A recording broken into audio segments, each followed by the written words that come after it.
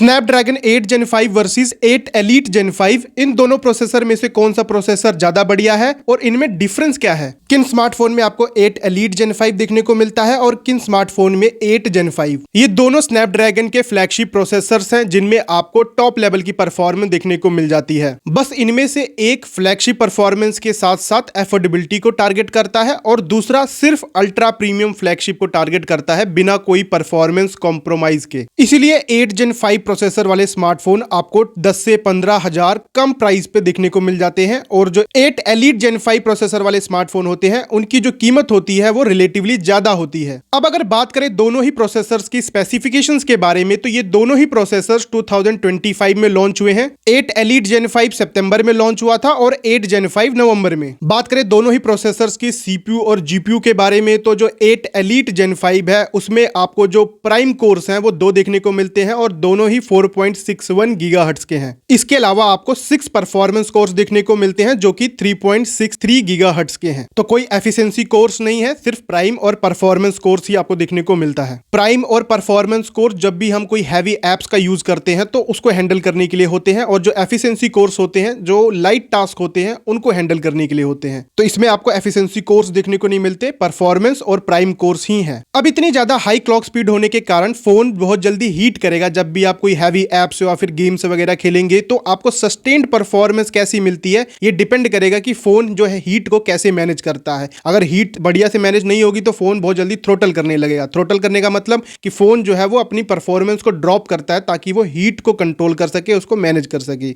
अब बात करें इस प्रोसेसर में आपको जीपीयू कौन सा देखने को मिलता है तो इसमें आपको एड्रीनो 840 देखने को मिलता है जो कि सबसे लेटेस्ट है और काफी पावरफुल जीपीयू है। देखो जब हम फोन में गेम खेलते हैं ना तो गेम में जो ग्राफिक्स होते हैं, जो एफपीएस हमें मिलते हैं, फ्रेम पर सेकंड मिलते हैं, वो इस बात पे डिपेंड करता है कि फोन में जो जीपीयू है वो कितना पावरफुल, कितना स्ट्रांग है। क्योंकि इस सब को जीपीयू ही रेंडर करता है। गेम में जो टेक्सचर्स होंगे, जो भी पिक्सल के कलर्स होंगे, शैडोज होंगी, लाइटनिंग होंगी, इफेक्ट्स होंगे, उन सबको जीपीयू ही रेंडर करता है। और जो सीपीयू होता है वो गेम के जो भी फिजिक्स हो गए, लॉजिक्स हो गए, उसको हैंडल करता है। इसके अलावा एड्रीनो 840 का जो जी फ्लॉप्स नंबर है उसको देखें तो वो है 3686.4। मतलब ये जो जीपीयू है वो इतने बिलियन फ्लोटिंग पॉइंट कैलकुलेशंस कर सकता है एक सेकंड में। एक्चुअली ये जो जी फ्लॉप्स नंबर होता है ये शो करता है कि ये जो जीपीयू है ये थियोरेटिकली इसकी मैथमेटिकल कंप्यूटिंग पावर कितनी है। बाकी स्नैपड्रैगन 8 Elite Gen 5 का जो ओवरऑल अंतुतु स्कोर है वो आपको 4 मिलियन या फिर कहें 40 लाख प्लस के पास आपको देखने को मिल जाता है। इसको अगर हम Dimensity 9500 से कंपेयर करें जो कि MediaTek का टॉप प्रोसेसर है तो उसका अंतुतु स्कोर आता है 33 लाख के पास। अब 8 Elite Gen 5 के कंपेरिजन स्नैपड्रैगन के 8 Gen 5 के CPU और GPU स्पेसिफिकेशन को देखें तो इसमें जो CPU है उसमें आपको 2 प्राइम कोर्स देखने को मिलते हैं जो कि 3.80 गीगाहर्ट्ज है। मतलब इसके जो 2 प्राइम कोर्स हैं उसकी जो क्लॉक स्पीड है वो रिलेटिवली